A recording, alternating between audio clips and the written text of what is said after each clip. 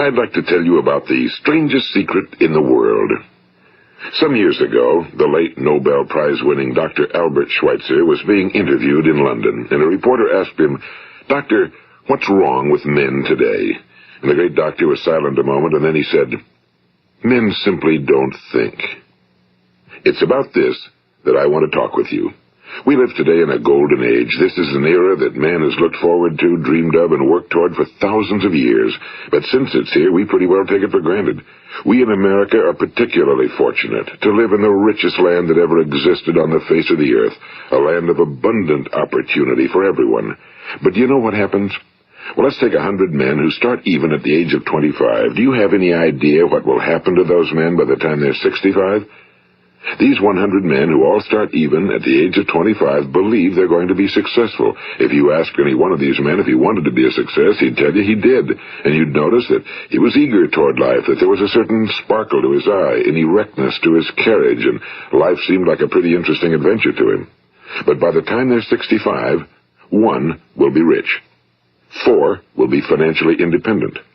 5 will still be working. 54 will be broke. Now think a moment. Out of the 100, only 5 make the grade. Now why do so many fail? What has happened to the sparkle that was there when they were 25? What's become of the dreams, the hopes, the plans? And why is there such a large disparity between what these men intended to do and what they actually accomplished? When we say about 5% achieve success, we have to define success. And here's the best definition I've ever been able to find. Success is the progressive realization of a worthy ideal. If a man is working toward a predetermined goal and knows where he's going, that man is a success. If he's not doing that, he's a failure. Success is the progressive realization of a worthy ideal. Rollo May, the distinguished psychiatrist, wrote a wonderful book called Man's Search for Himself. And in this book he says, the opposite of courage in our society is not cowardice. It is conformity. And there you have the trouble today. It's conformity, people acting like everyone else without knowing why, without knowing where they're going. Now think of it. In America right now, there are over 18 million people 65 years of age and older. And most of them are broke. They're dependent on someone else for life's necessities. Now, we learn to read by the time we're 7. We learn to make a living by the time we're 25. Usually by that time, we're not only making a living, we're supporting a family. And yet by the time we're 65, we haven't learned how to become financially independent in the richest land that has ever been known. Why? We conform. And the trouble is that we're acting like the wrong percentage group, the 95 who don't succeed. Now, why do these people conform? Well, they really don't know. These people believe that their lives are shaped by circumstances, by things that happen to them, by exterior forces. They're outer-directed people. A survey was made one time that covered a lot of men, working men, and these men were asked, "Why do you work? Why do you get up in the morning?" 19 out of 20 had no idea. If you ask them, they'll say, well, everyone goes to work in the morning, and that's the reason they do it, because everyone else is doing it. Now let's get back to our definition of success. Who succeeds? The only person who succeeds is the person who is progressively realizing a worthy ideal. He's the person who says, I'm going to become this, and then begins to work toward that goal. I'll tell you who the successful people are. A success is the school teacher who's teaching school because that's what he or she wants to do. The success is the woman who's a wife and mother because she wanted to become a wife and mother and is doing a good job of it. The success is the man who runs the corner gas station because that was his dream. That's what he wanted to do. The success is the successful salesman who wants to become a top-notch salesman and grow and build with his organization. A success is anyone who is doing deliberately a predetermined job because that's what he decided to do deliberately. But only 1 out of 20 does that. That's why today there isn't really any competition unless we make it for ourselves. Instead of competing, all we have to do is create. You know, for 20 years, I looked for the key which would determine what would happen to a human being. Was there a key I wanted to know which would make the future a promise that we could foretell to a large extent? Was there a key that would guarantee a person's becoming successful if he only knew about it and knew how to use it? Well, there is such a key, and I found it. Have you ever wondered why so many men work so hard and honestly without ever achieving anything in particular, and others don't seem to work hard and yet seem to get everything? They seem to have the magic touch. You've heard them say that about someone. Everything he touches turns to gold. And have you ever noticed that a man who becomes successful tends to continue to become successful? And on the other hand, have you noticed how a man who's a failure tends to continue to fail? Well, it's because of goals. Some of us have goals, some don't. People with goals succeed because they know where they're going. It's that simple. Think of a ship leaving a harbor, and think of it with the complete voyage mapped out and planned. The captain and crew know exactly where it's going and how long it'll take. It has a definite goal. Now, 9,999 times out of 10,000, it will get to where it started out to get. Now, let's take another ship, just like the first, only let's not put a crew on it or a captain at the helm. Let's give it no aiming point, no goal, no destination. We just start the engines and let it go. I think you'll agree with me that if it gets out of the harbor at all, it will either sink or wind up on some deserted beach, a derelict. It can't go anyplace because it has no destination and no guidance, and it's the same with a human being. Take the salesman, for example. There's no other person in the world today with the future of a good salesman. Selling is the world's highest paid profession, if we're good at it, and if we know where we're going. Every company needs top-notch salesmen, and they reward those men. The sky's the limit for them. But how many can you find? Someone once said the human race is fixed, not to prevent the strong from winning, but to prevent the weak from losing. The American economy today can be likened to a convoy in time of war. The entire economy is slowed down to protect its weakest link, just as the convoy had to go at the speed that would permit its slowest vessel to remain in formation. That's why it's so easy to make a living today. It takes no particular brains or talent to make a living and support a family today. So we have a plateau of so-called security, if that's what a person's looking for. But we do have to decide how high above this plateau we want to aim. Now let's get back to the strangest secret in the world, the story that I wanted to tell you today. Why do men with goals succeed in life and men without them fail? Well, let me tell you something which, if you really understand it, will alter your life immediately. If you understand completely what I'm going to tell you from this moment on, your life will never be the same again. You will suddenly find that good luck just seems to be attracted to you.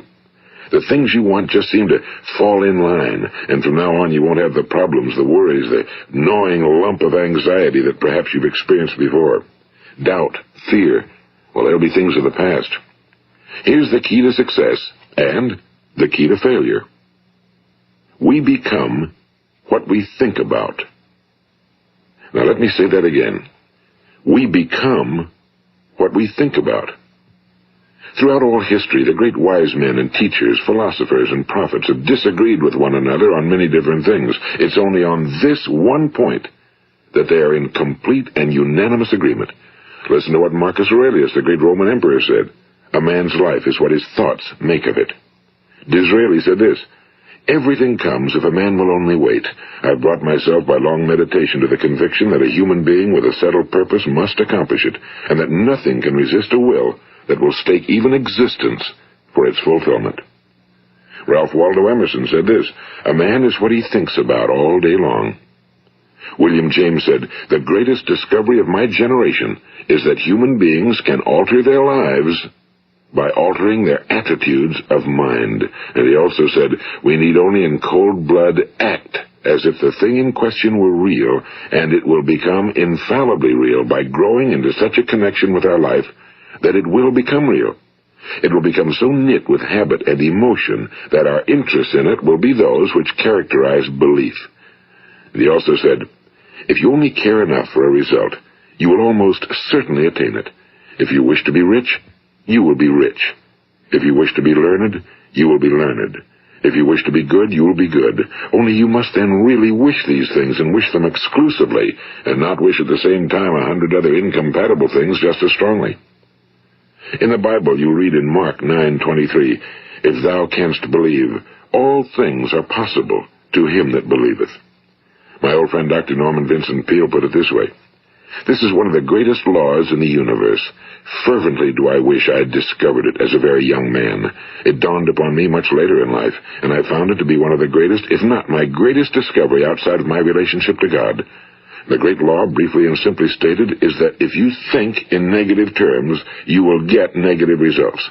If you think in positive terms, you will achieve positive results. That is the simple fact, he went on to say, which is at the basis of an astonishing law of prosperity and success. In 3 words, believe and succeed. William Shakespeare put it this way: our doubts are traitors and make us lose the good we oft might win by fearing to attempt. George Bernard Shaw said, people are always blaming their circumstances for what they are. I don't believe in circumstances. The people who get on in this world are the people who get up and look for the circumstances they want, and if they can't find them, make them. Well, it's pretty apparent, isn't it? And every person who discovered this for a while believed that he was the first one to work it out. We become what we think about. Now, it stands to reason that a person who's thinking about a concrete and worthwhile goal is going to reach it, because that's what he's thinking about, and we become what we think about. Conversely, the man who has no goal, who doesn't know where he's going, and whose thoughts must therefore be thoughts of confusion and anxiety and fear and worry, becomes what he thinks about. His life becomes one of frustration and fear and anxiety and worry. And if he thinks about nothing, he becomes nothing. Now, how does it work? Why do we become what we think about? Well, I'll tell you how it works as far as we know. Now, to do this, I want to tell you about a situation that parallels the human mind. Suppose a farmer has some land, and it's good fertile land. Now, the land gives the farmer a choice. He may plant in that land whatever he chooses. The land doesn't care. It's up to the farmer to make the decision. Now, remember, we're comparing the human mind with the land because the mind, like the land, doesn't care what you plant in it. It will return what you plant, but it doesn't care what you plant. Now, let's say that the farmer has 2 seeds in his hand. One is a seed of corn. The other is nightshade, a deadly poison. He digs 2 little holes in the earth, and he plants both seeds, one corn, the other nightshade. He covers up the holes, waters, and takes care of the land, and what will happen? Invariably, the land will return what's planted. As it's written in the Bible, as ye sow, so shall ye reap. Now remember, the land doesn't care. It'll return poison in just as wonderful abundance as it will corn. So up come the 2 plants, one corn, one poison. Now, the human mind is far more fertile, far more incredible and mysterious than the land, but it works the same way. It doesn't care what we plant. Success, failure. A concrete, worthwhile goal, or confusion. Misunderstanding, fear, anxiety, and so on. But what we plant, it must return to us. You see, the human mind is the last great unexplored continent on Earth.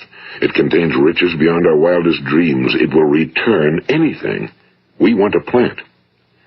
Now, you might say, well, if that's true, why don't people use their minds more? Well, I think they figured out an answer to that one, too.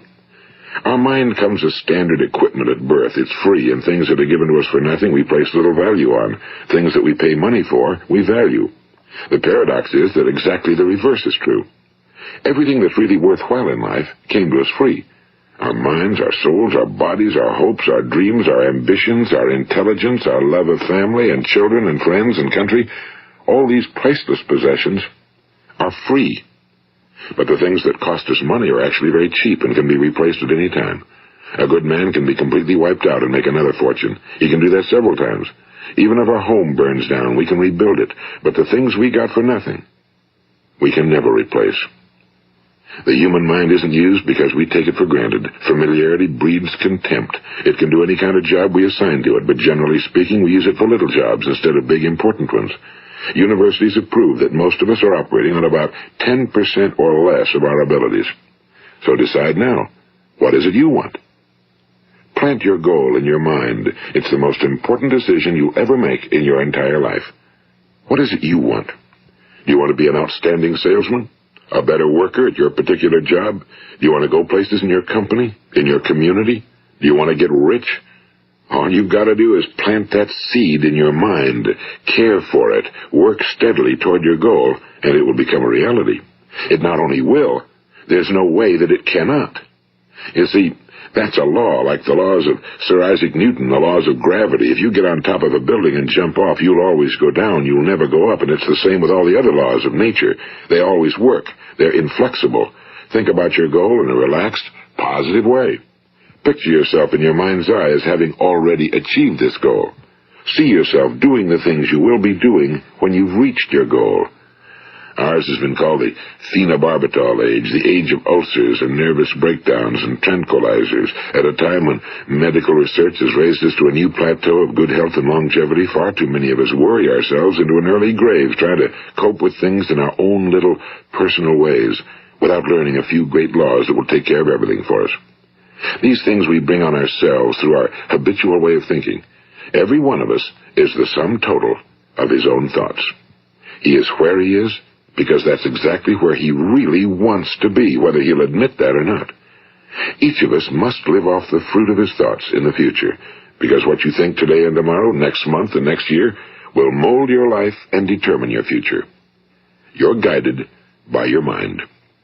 I remember one time I was driving through eastern Arizona, and I saw one of those giant earth-moving machines roaring along the road at about 35 miles an hour with what looked like 30 tons of dirt in it. A tremendous, incredible machine, and there was a little man perched way up on top with the wheel in his hands guiding it. And as I drove along, I was struck by the similarity of that machine to the human mind. Just suppose you're sitting at the controls of such a vast source of energy. Are you going to sit back and fold your arms and let it run itself into a ditch? Or are you going to keep both hands firmly on the wheel and control and direct this power to a specific, worthwhile purpose? It's up to you. You're in the driver's seat. You see, the very law that gives us success is a two-edged sword. We must control our thinking. The same rule that can lead a man to a life of success, wealth, happiness, and all the things he ever dreamed of for himself and his family. That very same law can lead him into the gutter. It's all in how he uses it, for good or for bad. This is the strangest secret in the world. Now, why do I say it's strange, and why do I call it a secret? Actually, it isn't a secret at all. It was first promulgated by some of the earliest wise men, and it appears again and again throughout the Bible, but very few people have learned it, understand it. That's why it's strange, and why for some equally strange reason it virtually remains a secret. I believe that you could go out and walk down the main street of your town and ask one man after another what the secret of success is, and you probably wouldn't run into one man in a month who could tell you. Now, this information is enormously valuable to us if we really understand it and apply it. It's valuable to us not only for our own lives, but the lives of those around us, our families, employees, associates, and friends. Life should be an exciting adventure. It should never be a bore. A man should live fully, be alive. He should be glad to get out of bed in the morning. He should be doing a job he likes to do because he does it well. One time I heard Grove Patterson, the great late editor-in-chief of the Toledo Daily Blade, make a speech, and as he concluded his speech, he said something I've never forgotten. He said, "My years in the newspaper business have convinced me of several things. Among them, that people are basically good, and that we came from someplace, and we're going someplace. So we should make our time here an exciting adventure. The architect of the universe didn't build a stairway leading nowhere." And the greatest teacher of all, the carpenter from the plains of Galilee, gave us the secret time and time again. As ye believe, so shall it be done unto you. I've explained the strangest secret in the world and how it works. Now, on this side, I want to explain how you can prove to yourself the enormous returns possible in your own life by putting this secret to a practical test. I want you to make a test that will last 30 days. It isn't going to be easy, but if you'll give it a good try, it will completely change your life for the better. Now, back in the 17th century, Sir Isaac Newton, the English mathematician and natural philosopher, gave us some natural laws of physics which apply as much to human beings as they do to the movement of bodies in the universe. And one of these laws is that for every action, there is an equal and opposite reaction. Simply stated, as it applies to you and me, it means we can achieve nothing without paying the price. The results of your 30-day experiment will be in direct proportion to the effort you put forth. To be a doctor, you must pay the price of long years of difficult study. To be successful in selling, and remember that each of us succeeds to the extent of his ability to sell. Selling our families on our ideas, selling education in schools, selling our children on the advantages of living the good and honest life, selling our associates and employees on the importance of being exceptional people. To, of course, the profession of selling itself. But to be successful in selling our way to the good life, we must be willing to pay the price. Now, what is that price? Well, it's many things. First, it's understanding emotionally, as well as intellectually, that we literally become what we think about, that we must control our thoughts if we're to control our lives. It's understanding fully that as ye sow, so shall ye reap.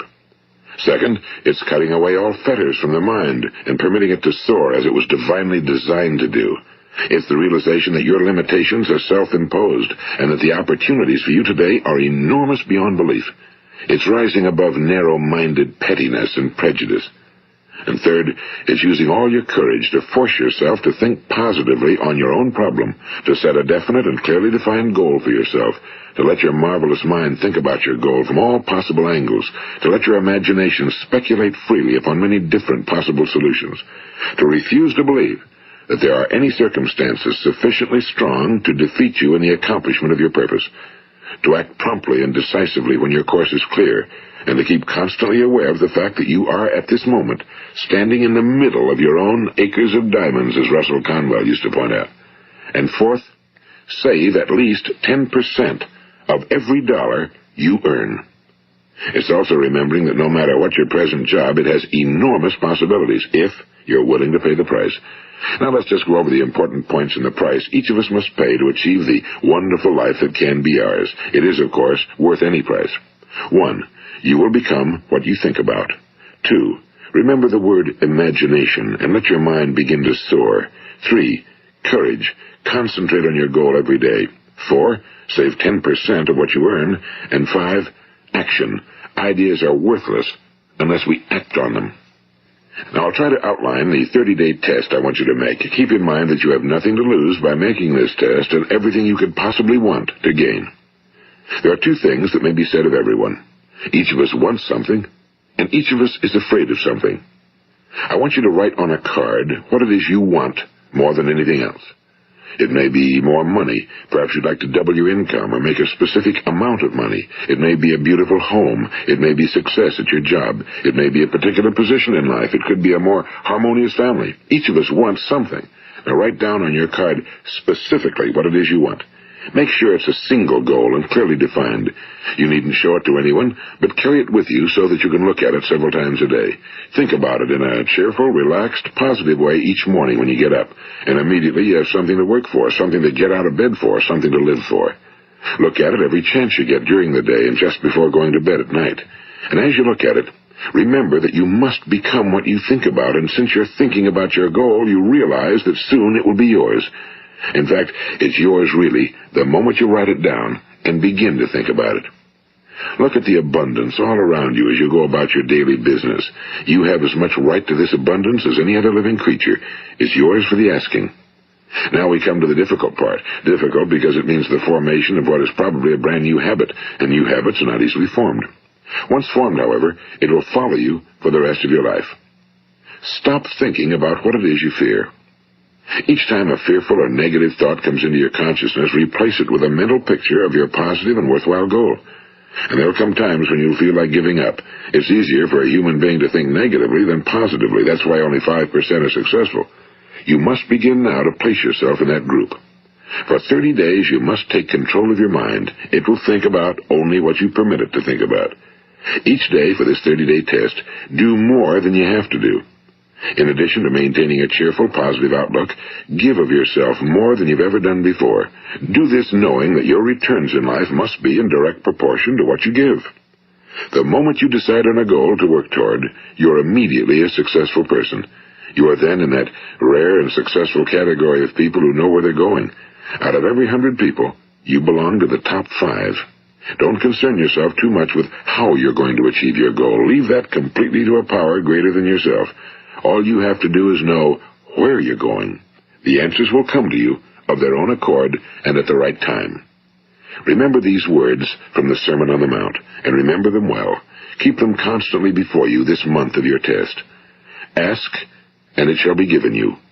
Seek, and ye shall find. Knock, and it shall be opened unto you.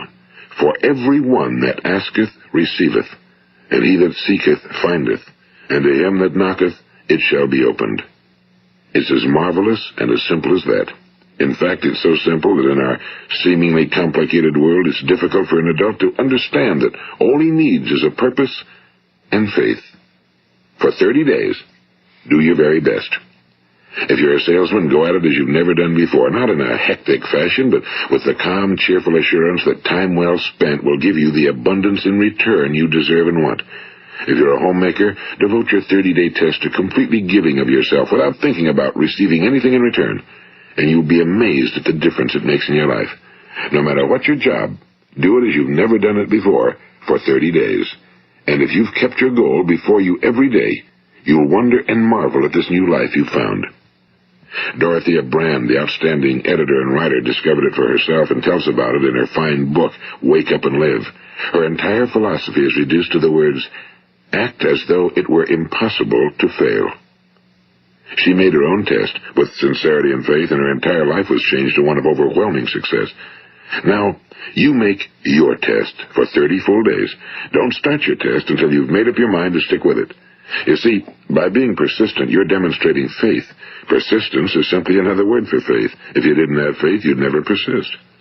If you should fail during your first 30 days, by that I mean suddenly find yourself overwhelmed by negative thoughts, you've got to start over again from that point and go 30 more days.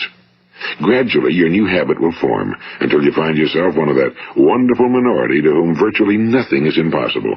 And don't forget the card. It's vitally important as you begin this new way of living. On one side of the card, write your goal, whatever it may be. On the other side, write the words we've quoted from the Sermon on the Mount. Ask, and it shall be given you. Seek, and ye shall find. Knock, and it shall be opened unto you. Nothing great was ever accomplished without inspiration. See that during these crucial first 30 days, your own inspiration is kept at a peak. And above all, don't worry. Worry brings fear, and fear is crippling. The only thing that can cause you to worry during your test is trying to do it all yourself. Know that all you have to do is hold your goal before you. Everything else will take care of itself. Remember also to keep calm and cheerful. Don't let petty things annoy you and get you off course. Now, since making this test is difficult, some will say, why should I bother? Well, look at the alternative. No one wants to be a failure. No one really wants to be a mediocre individual. No one wants a life constantly filled with worry and fear and frustration. Therefore, remember that you must reap that which you sow. If you sow negative thoughts, your life will be filled with negative things. If you sow positive thoughts, your life will be cheerful, successful, and positive. Now, gradually, you will have a tendency to forget what you've heard on this recording. Play it often. Keep reminding yourself of what you must do to form this new habit. Gather your whole family around at regular intervals and listen to what's been said here. You know, most men will tell you that they want to make money without understanding the law. The only people who make money work in a mint. The rest of us must earn money. This is what causes those who keep looking for something for nothing or a free ride to fail in life. The only way to earn money is by providing people with services or products which are needed and useful. We exchange our time and our product or service for the other man's money. Therefore, the law is that our financial return will be in direct proportion to our service. Now, success is not the result of making money. Making money is the result of success, and success is in direct proportion to our service. Most people have this law backwards. They believe that you're successful if you earn a lot of money. The truth is that you can only earn money after you're successful. It's like the story of the man who sat in front of the stove and said to it, "Give me heat, and then I'll add the wood." How many men and women do you know, or do you suppose there are today, who take the same attitude toward life? There are millions. We've got to put the fuel in before we can expect heat. Likewise, we've got to be of service first before we can expect money. Don't concern yourself with the money. Be of service, build, work, dream, create. Do this, and you'll find there's no limit to the prosperity and abundance that will come to you. Prosperity, you know, is founded upon a law of mutual exchange. Any person who contributes to prosperity must prosper in turn himself. Sometimes the return will not come from those you serve, but it must come to you from someplace, because that's the law. For every action, there is an equal and opposite reaction. As you go daily through your 30-day test period, remember that your success will always be measured by the quality and quantity of service you render, and money is a yardstick for measuring this service. No man can get rich himself unless he enriches others. Now, there are no exceptions to a law. You can drive down any street in America and from your car estimate the service that's being rendered by the people living on that street. Had you ever thought of this yardstick before? It's interesting. Some, like ministers and priests and other devoted people, measure their returns in the realm of the spiritual, but again, their returns are equal to their service. Once this law is fully understood, any thinking person can tell his own fortune. If he wants more, he must be of more service to those from whom he receives his return. If he wants less, he has only to reduce his service. This is the price you must pay for what you want. If you believe you can enrich yourself by deluding others, you can end only by deluding yourself. It may take some time, but just as surely as you breathe, you'll get back what you put out. Don't ever make the mistake of thinking you can avert this. It's impossible. The prisons and the streets where the lonely walk are filled with people who tried to make new laws just for themselves. We may avoid the laws of man for a while, but there are greater laws that cannot be broken. An outstanding medical doctor recently pointed out 6 steps that will help you realize success. 1. Set yourself a definite goal. 2. Quit running yourself down. 3. Stop thinking of all the reasons why you cannot be successful and instead think of all the reasons why you can. 4. Trace your attitudes back through your childhood and try to discover where you first got the idea you couldn't be successful, if that's the way you've been thinking. 5. Change the image you have of yourself by writing out a description of the person you would like to be. And 6. Act the part of the successful person you have decided to become. The doctor who wrote those words is a noted West Coast psychiatrist, Dr. David Harold Fink. Do what the experts since the dawn of recorded history have told you you must do. Pay the price by becoming the person you want to become. It's not nearly as difficult as living unsuccessfully. Make your 30-day test, then repeat it again, and each time it will become more a part of you until you'll wonder how you could ever have lived any other way. Live this new way and the floodgates of abundance will open and pour over you more riches than you may have dreamed existed. Money? Yes, lots of it. But what's more important, you'll have peace. You'll be in that wonderful minority who lead calm, cheerful, successful lives. Start today. You have nothing to lose, but you have a whole life to win. This is Earl Nightingale, and thank you.